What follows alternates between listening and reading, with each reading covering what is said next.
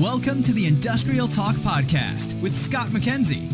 Scott is a passionate industry professional dedicated to transferring cutting-edge, industry-focused innovations and trends while highlighting the men and women who keep the world moving.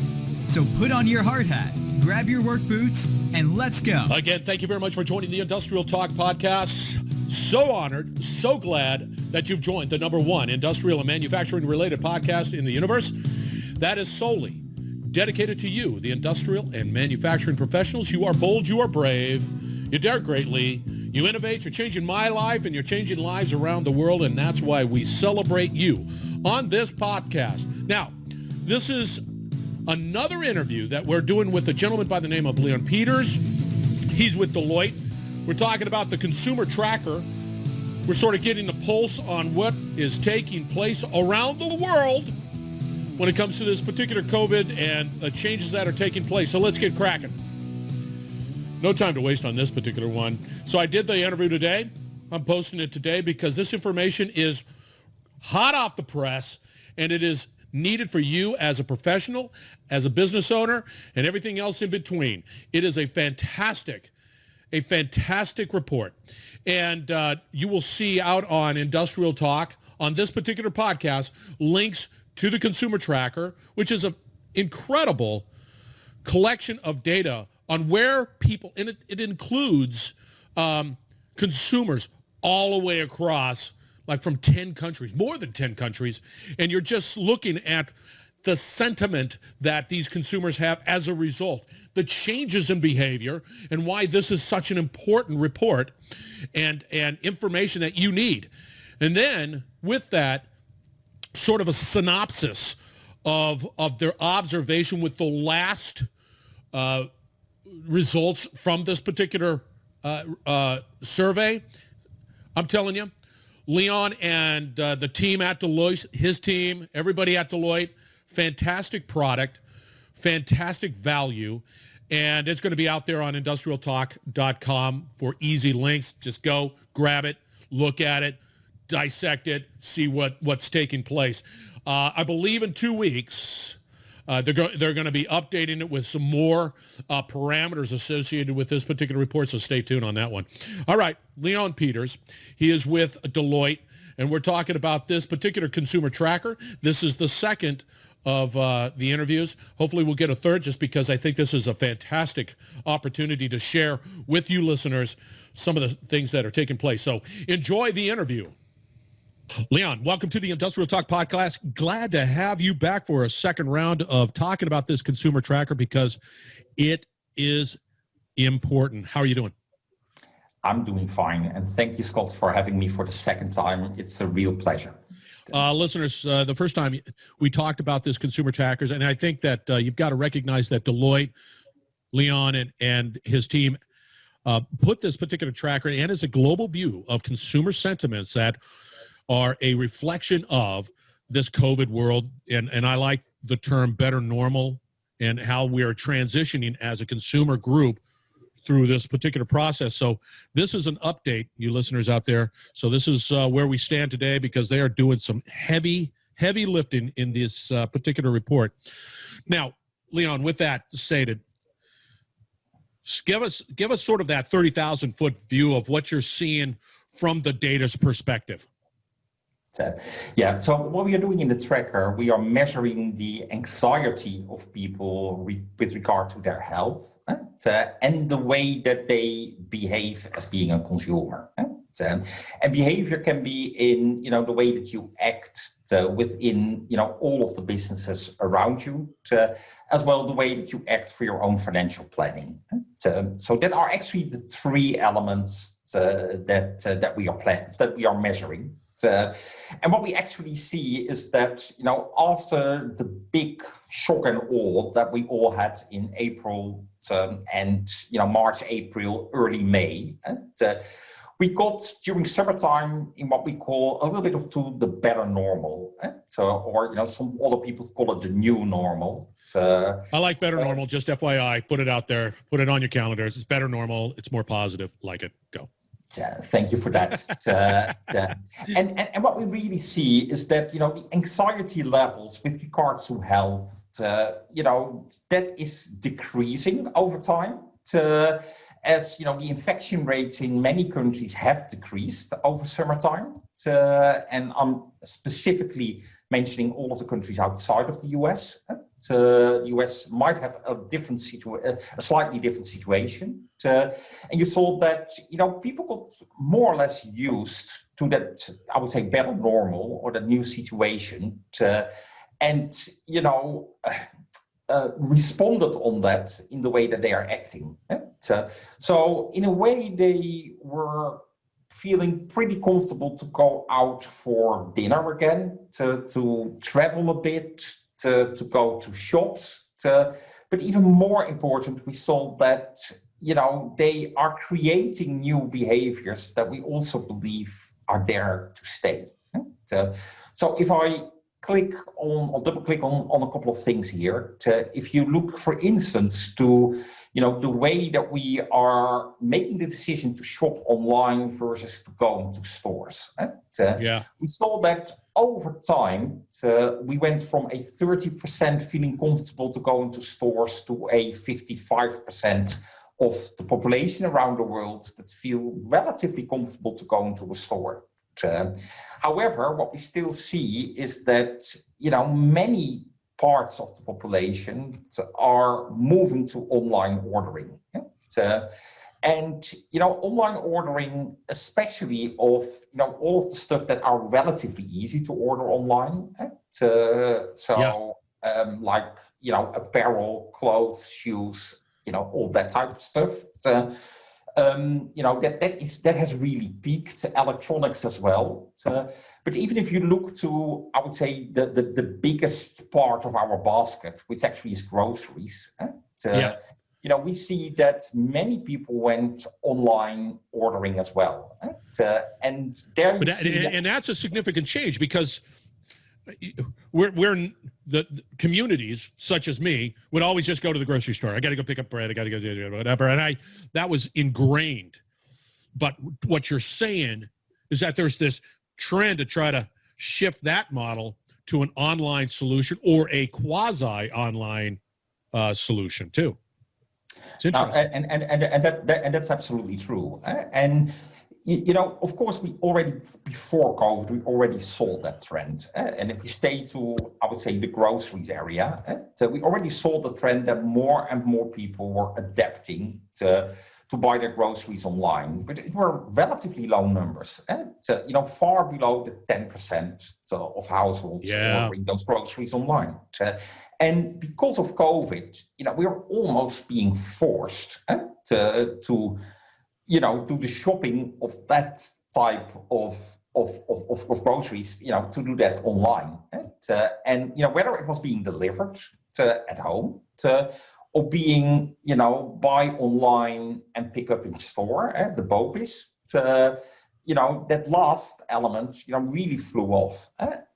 And we are seeing that especially in the more developed economies.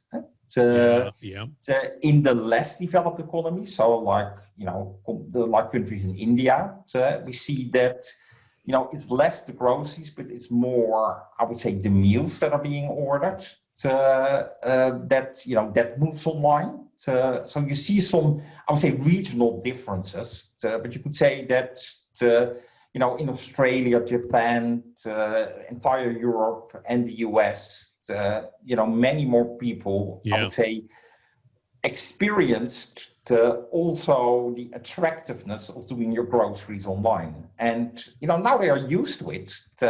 And, I am pretty sure that many of the consumers will continue to behave in the same way as, they are doing here during COVID times. Yeah, that whole saying is that, you want to change a habit, you got to do it for a sustained period of time.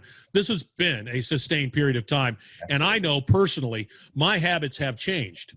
My behavior has changed. And the way I look at business, the way I look at my behavior has completely changed. I can't say for better, worse, whatever, it's sort of, but it has changed. And I don't see how me, and I just used me as an example, would ever go back to where it was sort of the pre-virus. It's just, I'm changed. And some of the aha moments, it's like, man, I used to do that. How stupid was that? That's sort of me talking to myself. And it's just because. Yeah. No, and I totally agree with you, Scott. And, bear in mind that, we are still in the middle of this crisis. Yeah. And, the people that think that this crisis will be over in, the next couple of weeks, I think we have to disappoint them. We see in many developed economies that, the infection rate is going up again. The reproduction number that reflects, how many people are infected others. And if it's above 1, we have an exponential growth of infected people. And the reproduction number is going up in almost all of the developed countries again. And that's because we are at the end of summer, we're getting to the cold and the flu season. And, it's also, I think, a natural behavior of people where, a lot of people were able to behave themselves and to restrict themselves to all of the rules for a period of 3 or 4 months.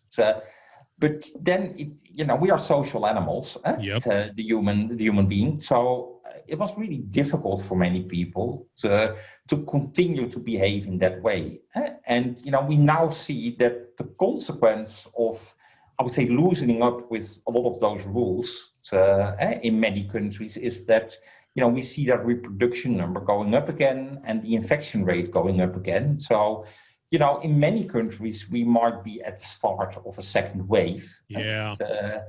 And, I'm curious to see what our next survey will bring.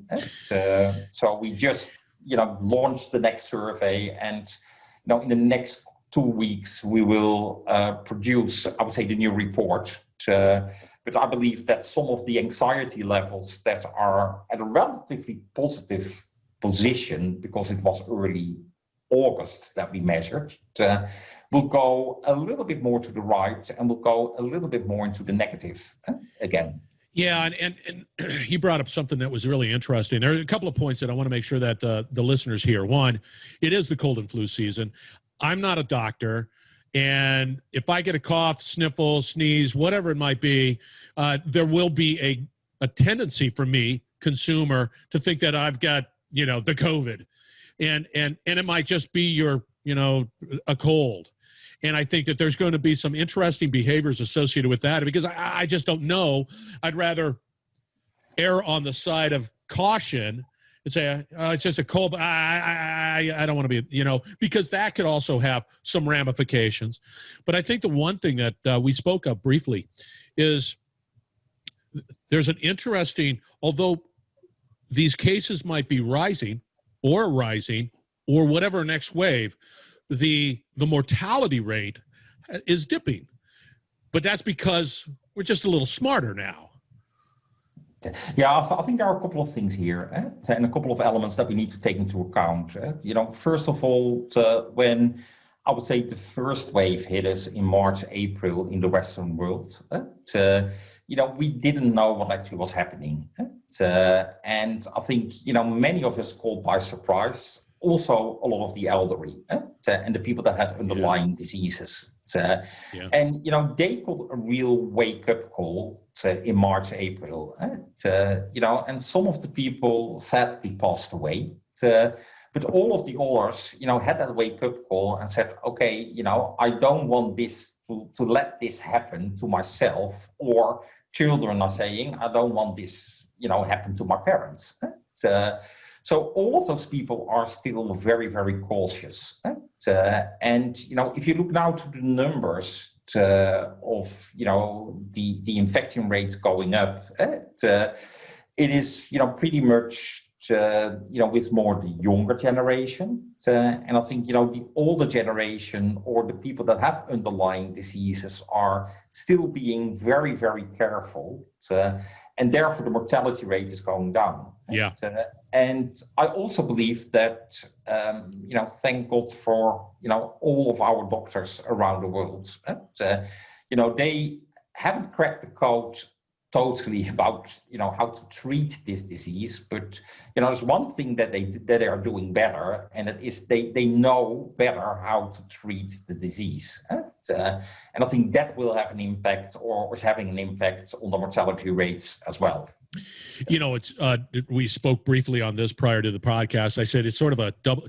You and your team at Deloitte, it's sort of a double-edged sword, because I'm looking at your report. You're based off of the last results, and the caption is "waiting for something better," and it's like, being in your shoes, and you're collecting the data, and you're all about data, and you're looking around, and then it comes back. It's like, wow.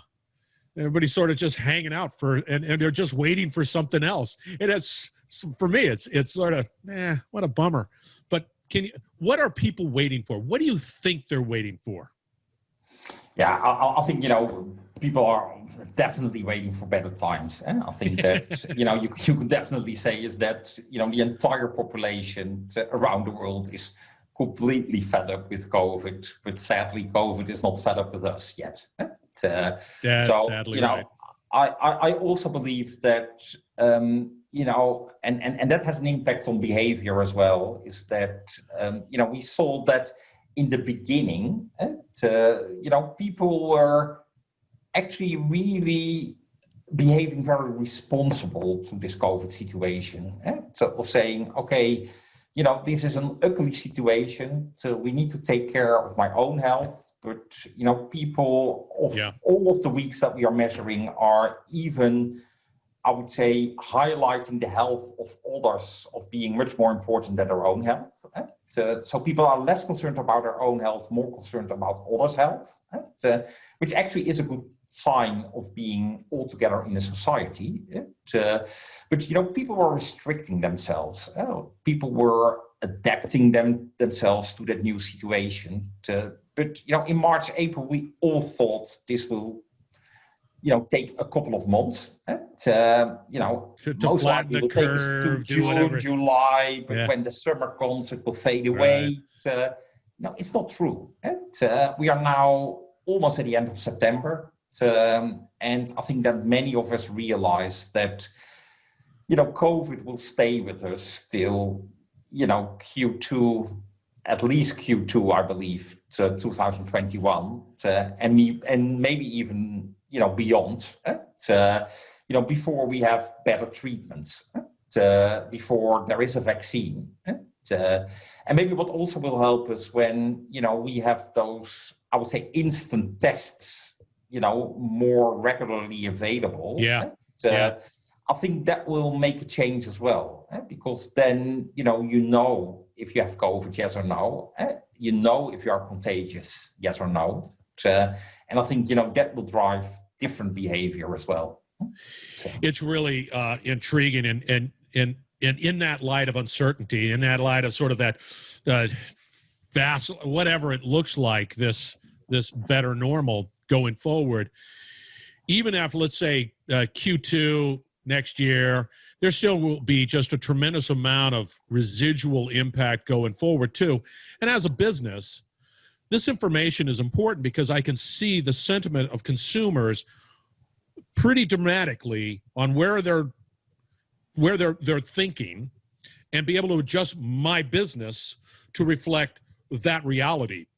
I'm telling you, kudos to Deloitte and you and your team, because that's important for me as a business owner to understand the sentiment. And one of the things that is really powerful, it's agnostic. It's just, hi, we're Deloitte. We have this ability to be able to collect this data, and it's for you. Nothing to gain, in a sense that you're putting that data out there to help people figure things out, which is really pretty cool. I like that. Thanks for that. And that's absolutely our aim. Because I think, we are in unprecedented times, and, if we could provide more insight to the businesses that we serve, and even the business that we don't serve, if they can provide more insight out of this, that will help them to survive through those unbelievable difficult times. Yeah, and I think that people are looking for answers. And for me personally, as this continues to drag on, and if we're thinking Q2, well, Q1, Q2, whatever it is, I know that it's going to be even more challenging because I'm tired of it. I don't care. I want to get on with my life. I can't be shut because we're social creatures. And we've just got to be patient. And I hate to say that, but we do. We have to be. Yeah. I think we have to. And you know, I think what really gives me, in a way, a certain comfort is that people, most people do realize that. And I think we all sympathize with the young generation that it's extremely difficult for them, that they can't do partying and all that type of stuff. Yep. And they shouldn't do it, but sometimes they can't control themselves, which I also understand. We've all been young. But if you look at the data, we still see that many people are still very cautious. So 50% of the people feel comfortable to go to a store. That means that the other 50% doesn't feel that comfortable. 1/3 of the population feels comfortable to go out eating into a restaurant. That means that 2/3 doesn't feel comfortable. Right. 25% of the people feel comfortable today to take a flight. That means that 75% of the people are not comfortable. Hey, just on the flight side, if you have an opportunity to get on a plane, it's empty. You can find your own seat. It's the lighter side, but I understand exactly what it's. You don't know, and I think that to me is the biggest challenge, or one of the challenges. It's just I don't know. I don't know where it's going. Yeah. And I want to make sure that you listeners out there, that's why companies like Deloitte and others who are providing insights and are doing it sort of free of charge, doing this work free of charge. These are the pieces of information that you need to make, your tactical and strategic decisions if you're an owner of a business or just a family man, right? Whatever it might be. These are important pieces of data that you need to look into going forward. I just because it's going to be a better normal. That's it. That's it. And something that we already highlighted in the beginning of this conversation, Scott, is that there are certain behavioral patterns that are there to stay.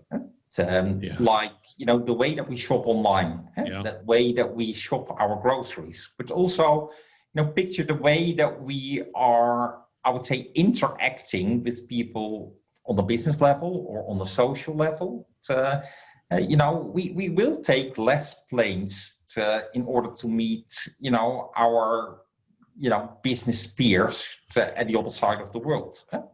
Whether it's within our company or whether they are our clients, we are now got so used to Zoom that I think we are really questioning ourselves. Do I need to put myself into a plane? Do I, point one, in this period when COVID is still around, expose me to maybe to COVID itself, but even after COVID, do we want to put so much strain on ourselves, on the energy that it costs to go to the other side of the world? And do I want to make such an impact from an environmental and CO2 point of view to really go to the other side of the world? And I believe that we will be in a type of a hybrid way, that many of those meetings will be replaced by Zoom. I think we also should not rule out that, we will meet other people in other cultures because, we are social people. We want to build the relationships. And, I think we are all aware that sustaining for a certain period of time your relations via Zoom is possible. But building new relations via Zoom is really hard. It is. And, we as social animals really would like to interact with people. But it will have a lasting, I don't want to say a lasting, but a long period of time that it will have an impact on our hospitality and service business. And, it will take a long, long time before we rebound if we ever do. Yeah, and there's a financial component. Do I need to go spend the money at that restaurant because I've been out of work or I've been cutting back? I don't know. There's just other. Yeah, you brought up some really good points. There's just other questions that you have to ask. Like for me, and this is one last. I love going to Europe. I love visiting. I love seeing the history. I love it, and I can't go there. It bums me out, but I want to go. And it's just, it will in time, but because we're social, because we have a need for interaction, we're going to have that hybrid, but we're going to also ask those questions of saying, do I really need to go to New York? Do I? Yeah. Or can I just do it by Zoom? Yeah. And you got to be truthful about that. Yeah, no, and that's what I believe as well. So, I'm not, part of that negative. I don't want to call it negative, but I'm not part of those believers that think that it will totally fade away. No, I believe there will be a better normal, a better balance between, the Zoom calls, the virtual meetings versus the physical meetings. But I think that we will not go back to, I would say, the old normal. So, this crisis lasts for a too long time to really get into the rebound. Because, in the end, people and the behavior of people is like elasticity. If you only, tear it apart for a small period of time, it will go back. Yes. For a longer period of time, something will last. Yes. It will go back a bit, but also something will last. I agree. That's a great way to end this conversation because you're absolutely correct. I think our behavior has been changed, whatever it looks like going forward. And I don't think it's ever going back to business as usual doesn't exist. And I think if you're a business and you're thinking that it's going to go back to normal, or back to the way it used to be, I think you're going to be waiting a little while. Yeah, and that's what we're also going to focus on in our next surveys. I love it. To really see, what is there to stay, what will last, why are people behaving like they do, I love it. And why they are making the decisions that they are making. So moving it much more from the observation of the now to also, what will be the impact into the future. So stay tuned, I would say. That is so cool. I like that. I like that approach. And that means something. And I don't have to feel like I'm alone. If somebody says, well, we're going to be doing this a little bit differently, and I feel the same way. I feel good. And I like that. You guys are doing great work out there. Thank you so much, Scott. You really are. All right, listeners, you know how to get a hold of Leon. I'm going to have all the information out on industrialtalk.com with his particular interview. We're going to keep on going. I'm going to keep on passing this on because I haven't found anything out there, Leon, that's like this. I haven't. They might be out there, but yours is so user-friendly. It's so cool. Thank you so much. Kudos to your team, man. Kudos to everybody over there. I apprate what you guys are doing. And I will definitely pass that on. So thank you so much, Scott, for having me. For whatever it's worth from here. All right, listeners, we're going to have to end this conversation. Stay tuned. We'll be right back. Thank you so much. You're listening to the Industrial Talk Podcast Network.